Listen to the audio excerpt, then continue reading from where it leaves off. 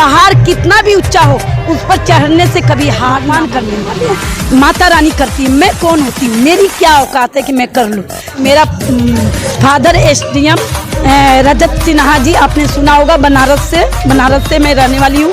और रेवती कांत सिन्हा जी जो एमपी थे बिहार का, जो पहला बिहार का जो आंदोलन हुआ था वो मेरे ससुर ने किया। मेरा पूरे परिवार जो है ये संस्कार और संस्कृति से भरा हुआ है। जिसने अपनी जान की डर कर लिया वो दुनिया में किसी मानवता का नहीं है।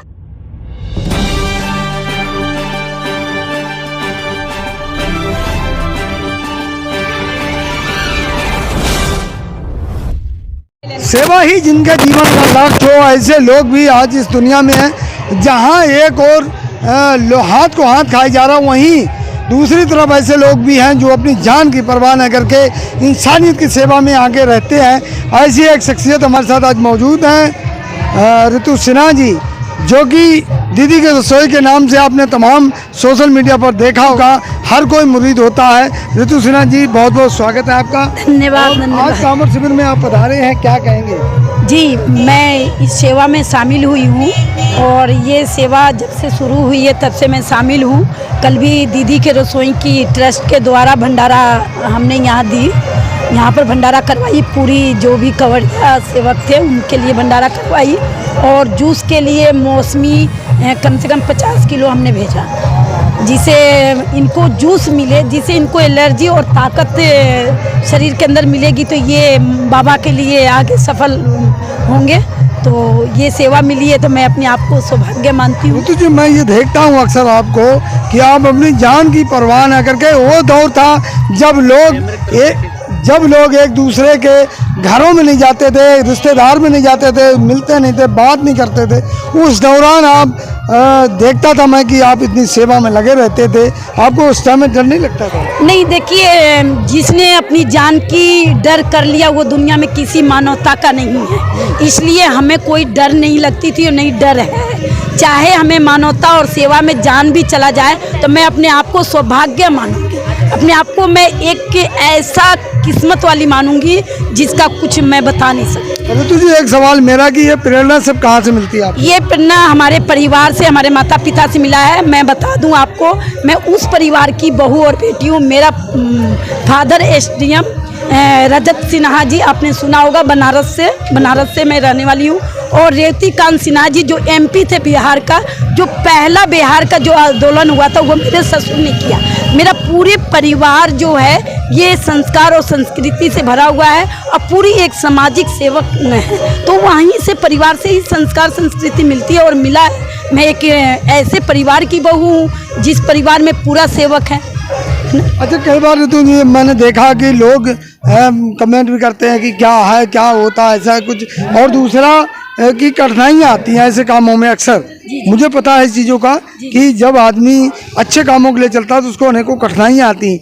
आप इन कठिनाइयों का, जब तक जीवन में कठिनाइयाँ नहीं आएगी तब तक आपको मानवता का सेवा करने में मज़ा नहीं आएगा। कठिनाइयाँ तो आना ही चाहिए, जितना आए उस कठिनाइयों से आप खुश होते हैं और हिम्मत और हौसला बढ़ती है। उस कठिनाइयों से डरने और घबराने से और हिम्मत हारने से आप कभी भी अपने मुकाम पर नहीं पहुंच पाएंगे। ये मेरा सोच है। अच्छा, ये सब मैनेज कैसे करते हैं? ये सारे मैनेज ऊपर वाला कराता है। माता रानी का अभी देखो, माता रानी के मंदिर बनी है। अभी 14 तारीख से लेकर 20 तारीख तक पूजा पाठ हुआ, उसका उद्घाटन रणविजय सिंह ने किया है। तो यही सवाल आपके जैसा ही रणविजय सिंह सर ने भी किया था कि आप किस तरह से इस तरह का। मैंने जितना बार आया, खाली धार्मिक काम, सेवा सब में मतलब देखकर मैं बड़ा हैरान रहता हूँ। तो ये सारे भगवान करने वाले हैं, माता रानी करती है। मैं कौन होती हूँ, मेरी क्या औकात है कि मैं कर लूँ।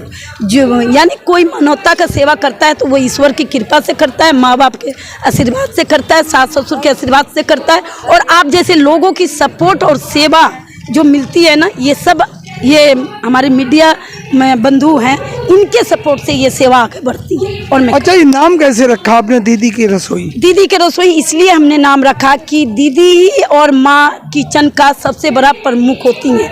तो दीदी और माँ ही रसोई को ना तैयार करे तो रसोई कभी भी किसी को नहीं मिल सकता है। इसी के मतलब मैं सोच कर रखी कि दीदी की रसोई। मैं कई बार देखता हूँ आप अपने हाथ से खुद खाना तैयार करते जी हैं। बिल्कुल। और खाना इसलिए मैं अपने हाथ से बनाती हूँ, और जब तक खाना बनती है किचन में मैं इसलिए प्रेजेंट रहती हूँ कि कहते हैं ना कि भाई विश्वास सब पर करो, लेकिन असलियत विश्वास ईश्वर के सिवा किसी पर मत करो। क्योंकि दुनिया में तरक्की के पीछे दुआएं आशीर्वाद होती है, लेकिन किसी इंसान की हाथ नहीं होती है। गलती से कोई हमसे मतलब हो जाए तो फिर उसकी जवाबदेही मैं ही हूँ उस रसोई का। इसीलिए रसोई में प्रेजेंट रहना और रसोई अपने हाथों को अपने सामने बनवाना, ये मेरी एक संकल्प है, ये उद्देश्य है। तो साथियों, ये शख्सियत की मालिक हैं ऋतु सिन्हा जी, जो कि मैं इनके बारे में जितना कहूँ उतना कम है, मेरे पास शब्द नहीं है। क्योंकि वो दौर था, मैंने देखा है कि ऋतु सिन्हा जब लोग अपने घरों से नहीं निकल पाते थे तब अपने थैले टांग कर और देखती थी, ढूंढती थी, लोगों को खोजती थी कि कहीं कोई भूखा तो नहीं है, कहीं कोई प्यासा तो नहीं है, कहीं कोई किसी को भोजन की आवश्यकता तो नहीं। वो ऋतु सिन्हा है हमारे बीच में आज। ऐसी शख्सियत मैं चाहूँगा कि साथियों, ऐसे लोगों को आप हौसला अफजाई ज़रूर करें, ज़रूर अपना सहयोग दें। ऋतु जी, अगर कोई हमारा दर्शक आपसे मिलना चाहे तो कैसे संपर्क करें? मेरा नंबर है, आप मेरा नंबर लीजिए। मेरा नंबर पर्सनल नंबर है 9718787868। ये हमारा पर्सनल नंबर है। और हमारे व्हाट्सएप नंबर, आप ट्विटर नंबर है 7042273636।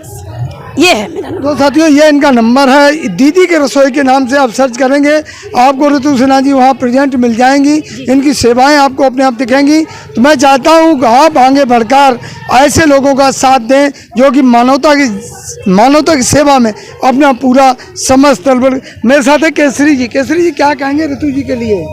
क्या कहेंगे, बहुत मेहनती है ऋतु जी, इतनी मेहनत करती है। 8-7 साल से मैं इसको जानती हूँ, बहुत मेहनत करती है, बहुत ज़्यादा करती है। तो इन्होंने भी तारीफ की, हमारे साथ केसरी जी हैं मौजूद, तारीफ के वाकई तारीफ के काबिल हैं ऋतु सिन्हा जी। और मैं चाहता हूं कि ऐसे लोग समाज में आगे निकल के आए ताकि समाज में किसी प्रकार की बुराइयां ना रहें, कुरीतियां ना रहें। ऋतु जी, एक सवाल मेरा रह गया कि महिलाओं को लोग अक्सर, बेटियों को, लड़कियों को, महिलाओं को अक्सर एक अलग नज़र से देखते हैं, आपका इस पर क्या कहना है? नहीं, देखिए, अलग नज़र से देखने की उनकी नज़रिया है, वो देखिए। लेकिन आज के डेट में ना तो महिलाएं पीछे हैं, नहीं बेटियां पीछे हैं, और नहीं माताएं पीछे हैं। और पीछे होने की मतलब ही नहीं है, क्योंकि जब से माता पिता का एक संस्कार संस्कृति ऐसा मिला जो आने वाले मैं अपनी होश की बात कर रही हूँ। मैं भी कोई ज़्यादा पुरानी ज़माने की महिला नहीं हूँ, लेकिन जब से हमने होश संभाला, यही देखा कि माँ बाप ने यही एक चीज़ सिखाया कि बेटा, चाहे कितना भी कठिनाइयों से सामना करना पड़े, आपको उस सामना करना पड़ेगा। और कभी हिम्मत अपनी जो आपके अंदर जो जज्बा है वो कभी पीछे नहीं होना चाहिए आपका। तो वही सब चीज़ है महिलाओं में, बहनों में, माताओं में। मैं यही संदेश देना चाहूँगी कि चाहे कठिनाई कोई भी हो, पहाड़ कितना भी ऊंचा हो, उस पर चढ़ने से कभी हार ना माने। मंजिलें आपके नज़दीक। बिल्कुल, ऋतु सिन्हा जी का कहना है कि पहाड़ की ऊंचाई जितनी भी हो, चढ़ने से नहीं डरना चाहिए। हौसला अफजाई और संस्कारों की बात ऋतु सिन्हा जी ने कहा कि मेरे परिवार से मिला है और मैं ऐसे लोगों का शुक्रगुजार हूँ। ऐसे लोगों के बड़े समाज पूरा शुक्रगुजार है जो कि अपने जीवन दांव पर लगाकर एक जो है मुकाम तक पहुँची। आज दीदी के रसोई के नाम से हजारों लोगों का पेट भर रही हैं नोएडा के अंदर। मैं चाहता हूँ कि आप आगे आएँ, अपना हाथ बढ़ाएं, ऋतु जी का साथ दें और हमारी सब लोगों से यही गुजारिश है। धन्यवाद।